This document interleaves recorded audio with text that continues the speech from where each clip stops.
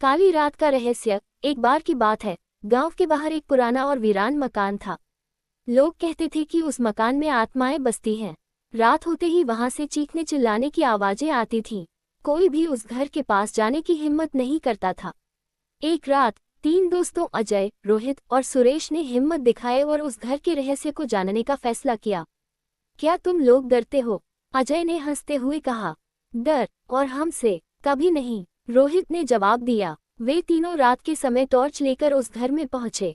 चारों ओर घना अंधेरा था। हवा में अजीब सी ठंडक थी। मकान का मुख्य दरवाजा जोर से चरमराया जब उन्होंने उसे खोला। जैसे ही वे अंदर गए, उन्हें लगा कि कोई उनकी परछाई देख रहा है। लेकिन जब उन्होंने मुड़कर देखा तो वहां कुछ नहीं था। अंदर का माहौल डरावना था। दीवारों पर पुराने खून के धब्बे, टूटे हुए फर्नीचर और जगह जगह मकड़ियों के जाले। अचानक एक जोरदार आवाज आई, तुम यहाँ क्यों आए हो? तीनों दोस्तों के रोंगटे खड़े हो गए। सुरेश ने डरते हुए कहा, ये आवाज कहाँ से आई? वे टॉर्च की रोशनी में आवाज की दिशा में चलने लगे। जैसे ही वे एक पुराने कमरे में पहुंचे, दरवाजा अपने आप बंद हो गया।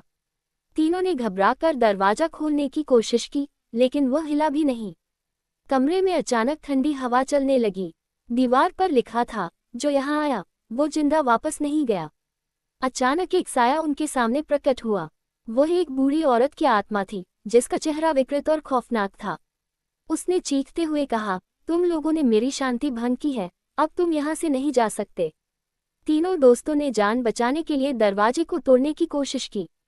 सुरेश ने एक पुरानी लकड़ी का टुकड़ा उठाया और दरवाजे को तोड़ा। किसी तरह वे वहां से बाहर भागे। जब वे घर से बाहर निकले तो उन्होंने पीछे मुड़कर देखा। वह मकान धीरे धीरे गायब हो रहा था, मानो वह कभी था ही नहीं। आज भी वे तीनों उस घटना को याद करते हैं और सोचते हैं कि अगर वे उस रात वहां से भाग नहीं पाते तो क्या होता। कभी कभी कुछ रहस्यों को अनछुआ छोड़ देना ही बेहतर होता है।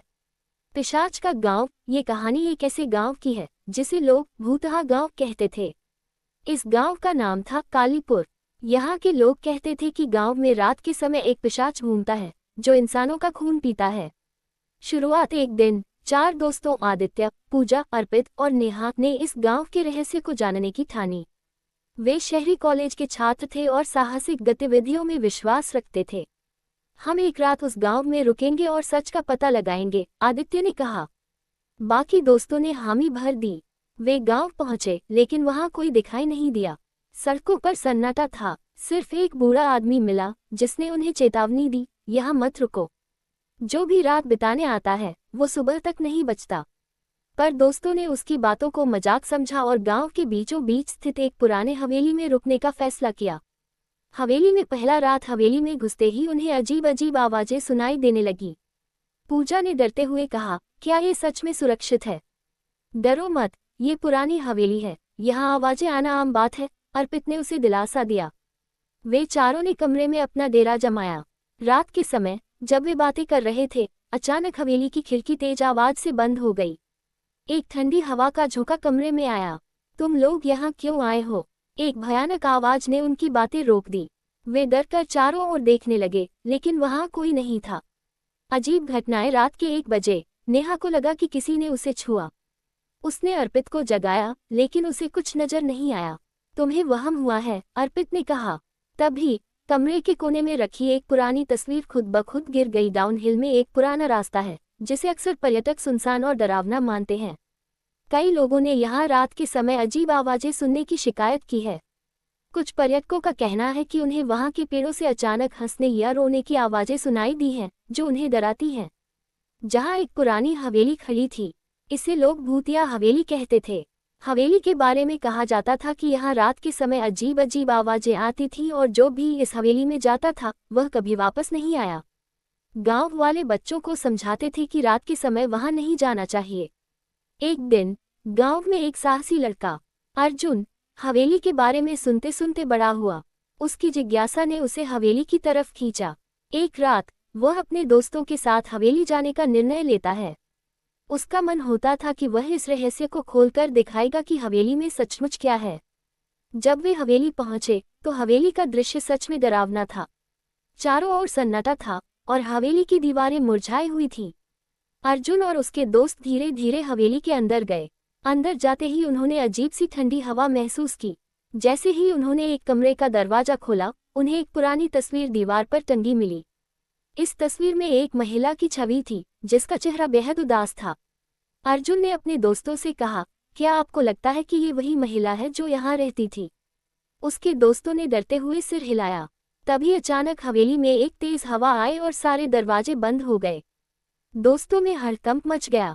कौन है? एक दोस्त चिल्लाया। अर्जुन ने हिम्मत दिखाते हुए कहा, शायद ये बस एक ताज़ा हवा है। लेकिन उसका दिल तेजी से धड़क रहा था। तभी उन्हें एक खिड़की से किसी की परछाई दिखाई दी। सब डरकर वहां से भागने लगे। लेकिन अचानक एक दोस्त संजय गिर पड़ा। अर्जुन ने उसे ऊपर उठाना चाहा, पर संजय ने कहा, मुझे कुछ दिखाई दे रहा है। सभी की निगाहें उस दिशा में गईं और उन्होंने देखा कि तस्वीर में से महिला की आंखें खुल गई हैं।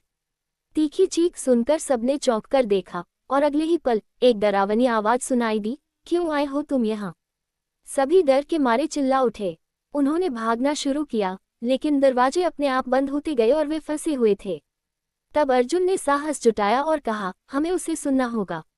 शायद वह हमें कुछ बताना चाहती है। उसने दोबारा कमरे में कदम रखा और कहा, आप कौन हैं? अचानक हवा में एक गहरी आवाज गूंज उठी, मैं यहाँ से गई थी, पर मेरे प्यार को मैंने खो दिया। मुझे शांति नहीं मिल रही। अर्जुन ने सोचते हुए कहा, क्या हम आपकी मदद कर सकते हैं? महिला की आत्मा ने कहा, मेरे प्रेमी की कब्र गांव में है। उसे कोई खोया नहीं समझा। अगर तुम मेरी मदद करोगे तो मैं शांत हो जाऊंगी। अर्जुन और उसके दोस्त ने तय किया कि वे उस रात ही गांव जाएंगे और महिला के प्रेमी की कब्र ढूंढेंगे। जैसे ही वे गांव पहुंचे, उन्होंने एक पुरानी कब्र देखी और उसे साफ करना शुरू किया। जब उन्होंने कब्र को साफ किया तो उन्हें एक पुरानी चिट्ठी मिली, जिसमें प्रेम का संदेश लिखा था। उस रात उनकी आत्मा को शांति मिली और हवेली में से अजीब आवाजें बंद हो गईं। अर्जुन और उसके दोस्तों ने हवेली के इतिहास को समझा और गांव को ये बताने के लिए वापस लौटे कि कभी कभी डर की वजह समझदारी और सहानुभूति होती है। गांव में सबने मिलकर हवेली की सफाई की और अब वह हवेली एक पर्यटन स्थल बन गई, जहां लोग उनकी साहस की कहानी सुनने आते थे। बहुत समय पहले की बात है, एक छोटे से गांव में एक विशाल और पुराना पेड़ था। गांव वाले इस पेड़ को भूतिया पेड़ कहते थे। कहा जाता था कि इस पेड़ के नीचे रात को कोई भी व्यक्ति नहीं जाना चाहता था, क्योंकि वहां अजीब अजीब आवाजें आती थीं और कई लोग दावा करते थे कि उन्होंने वहां भूत देखे हैं। गांव में एक युवक था जिसका नाम था अजय। अजय हमेशा से साहसी और रोमांच पसंद करने वाला था। उसने अपने दोस्तों से सुना कि अगर रात में उस पेड़ के नीचे जाकर कोई ऐसा राज पता लगाता है तो उसे गांव का सबसे बड़ा बहादुर माना जाएगा। एक रात अजय ने तय किया कि वह अकेले उस पेड़ के नीचे जाएगा। उस रात अजय ने अपने दोस्तों को बताया कि वह भूतिया पेड़ के नीचे जाएगा। उसके दोस्तों ने उसे समझाया कि वहां जाना बेहद खतरे से भरा है, लेकिन अजय अपनी बात पर अडिग था। उसने कहा, मैं डरता नहीं, मैं सच्चाई जानने जा रहा हूँ। जैसे ही वह पेड़ के पास पहुंचा, उसने महसूस किया कि वातावरण अचानक ही बदल गया। हवा तेज चलने लगी और चंद्रमा बादलों में छिप गया। अजय ने अपने दिल की धड़कन को अनदेखा करते हुए पेड़ के नीचे बैठ गया। तभी अचानक उसे एक कर्कश आवाज सुनाई दी, कौन वहां है? अजय घबरा गया, लेकिन उसने हिम्मत रखी और कहा, मैं सिर्फ सच्चाई जानने आया हूँ। अचानक पेड़ की ऊपरी शाखाओं से एक भयानक साया प्रकट हुआ। वह एक बूढ़े आदमी की आत्मा थी, जिसे गांव वाले बहुत पहले एक जादूगर मानते थे। उसकी आंखों में घृणा और गुस्सा था। भूत ने अजय से कहा, तू यहाँ क्यों आया है? तू जानता है कि यहाँ आना मना है। अजय ने कहा, मैंने सुना था कि आप यहाँ रहते हैं और मैं जानना चाहता था कि आप क्यों परेशान हैं। भूत ने अजय को अपने जीवन की कहानी सुनाई। उसने बताया कि वह एक बार गांव का सबसे प्यारा और सम्मानित जादूगर था, लेकिन एक दिन गांव के लोगों ने उसकी शक्तियों से डरकर उसे जमीन में दफन कर दिया। बाद में उसे पता चला कि उसके जादू ने गांव को बचाया था। अब उसकी आत्मा इस पेड़ में बंधी हुई है और वह शांति नहीं पा रहा है। अजय ने भूत से कहा, मैं आपकी मदद करना चाहता हूँ। कैसे मैं आपकी आत्मा को शांति दे सकता हूँ? भूत ने कहा, तुझे मुझे मुक्त करने के लिए गांव वालों से सच्चाई बतानी होगी। उन्हें पता चलना चाहिए कि मैंने उनकी रक्षा की थी।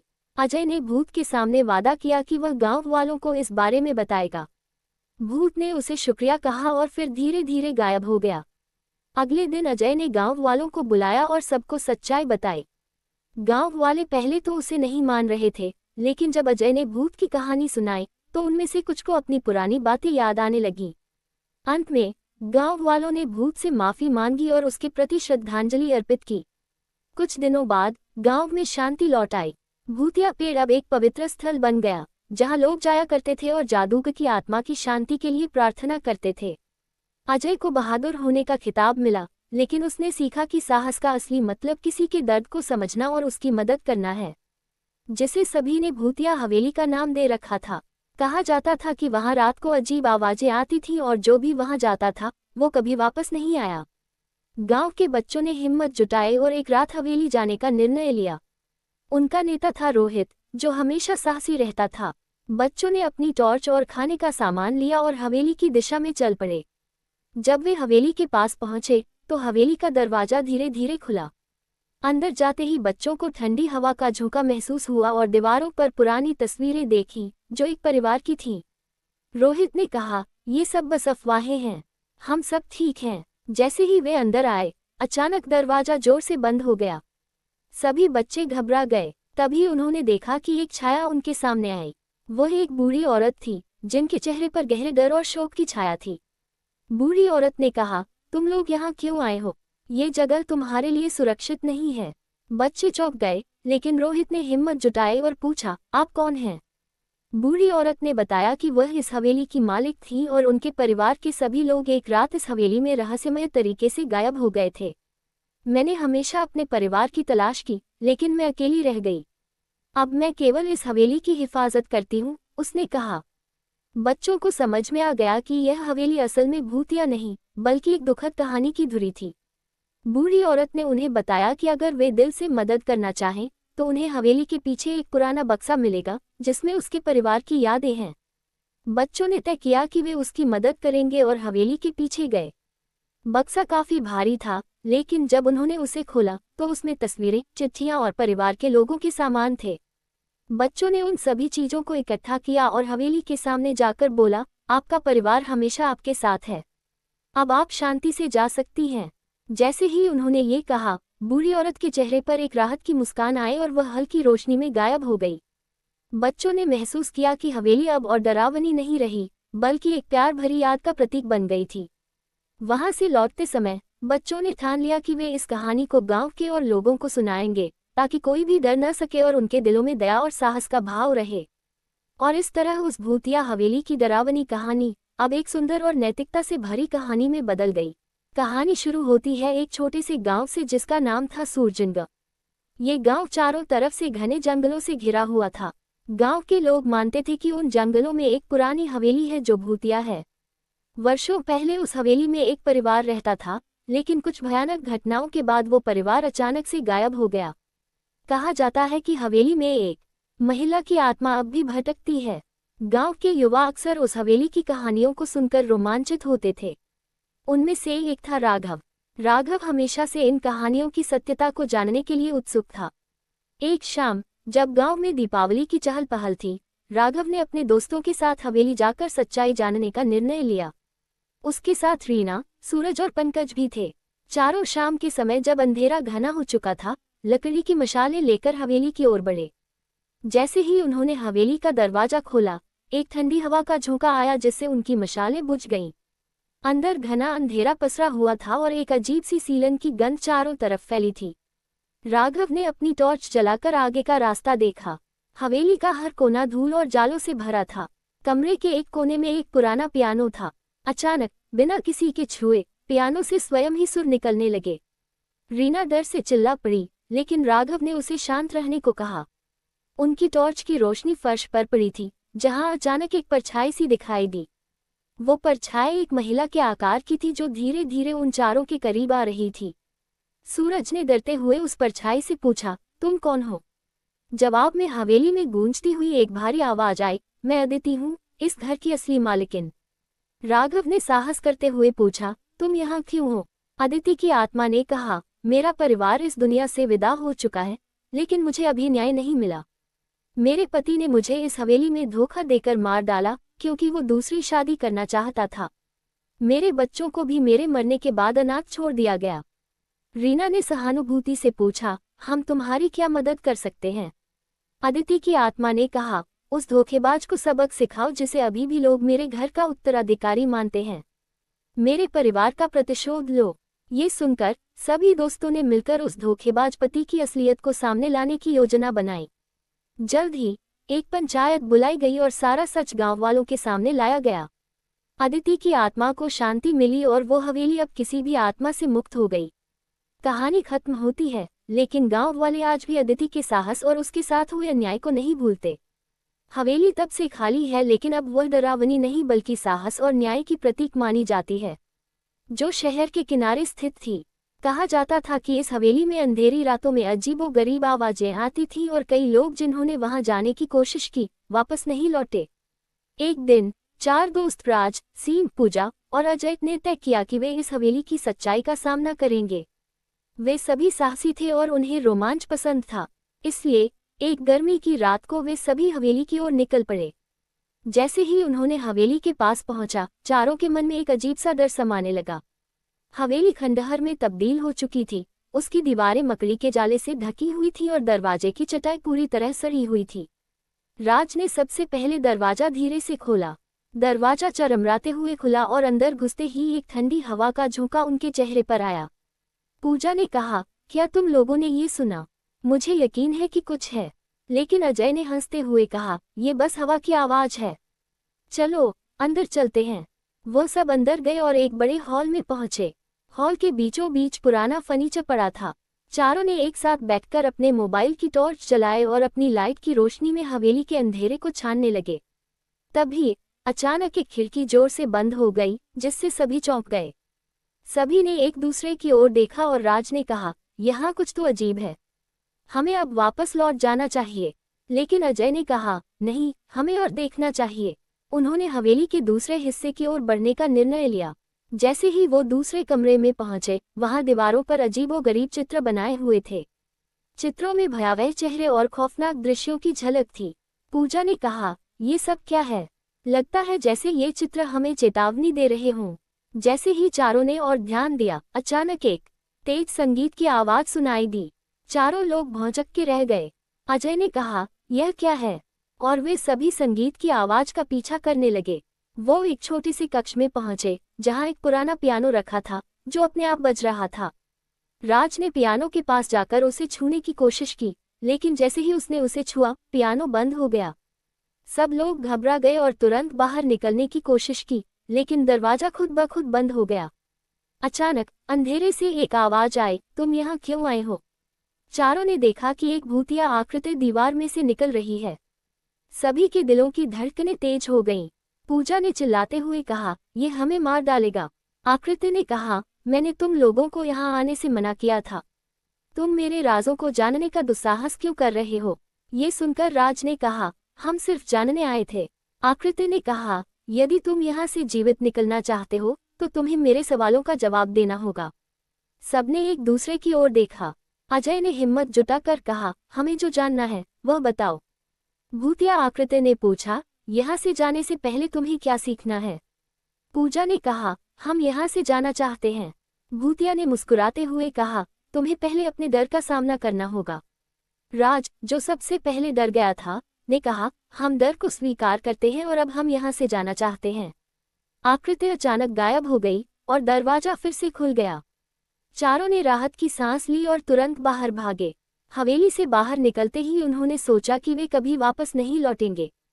इस घटना के बाद राज, सीम, पूजा और अजय ने एक दूसरे से वादा किया कि वे कभी उस हवेली के करीब नहीं जाएंगे। लेकिन उनकी जिंदगी में वह रात हमेशा के लिए एक डरावनी याद किसी सुनसान गांव में एक पुरानी हवेली थी, जिसे लोग भूतिया हवेली के नाम से जानते थे। हर कोई वहां जाने से बर्बाद होने से डरता था। कहा जाता था कि उस हवेली में रात के समय अजीब अजीब आवाजें आती थीं और जो भी वहां गया वो कभी लौट नहीं पाया। एक दिन एक युवक जिसका नाम आर्यन था, ने तय किया कि वह उस हवेली में रात बिताएगा। उसे खौफ से खेलने का बहुत शौक था और उसका दोस्त उसे डराने के लिए भी वहां भेजना चाहता था। आर्यन ने डर को नजरअंदाज करते हुए अपनी बैग में कुछ जरूरी सामान लिया और हवेली की ओर चल पड़ा। हवेली पहुंचकर उसने देखा कि वह जगह कितनी वीरान थी। दरवाजे पर जंग लगे ताले थे और दीवारें काले फफूंदी से ढकी हुई थीं। आर्यन ने दरवाजा खटखटाया और धीरे धीरे दरवाजा खुल गया। उसे एक अजीब सी ठंडी हवा का झोंका महसूस हुआ। वह भीतर गया और अपनी टॉर्च जलाकर चारों ओर देखने लगा। जैसे जैसे रात बढ़ी, हवेली में अजीब गूंजने वाली ध्वनियां सुनाई देने लगीं। आर्यन ने हिम्मत जुटाई और एक कमरे में गया जहां दीवारों पर पुरानी तस्वीरें टंगी थीं।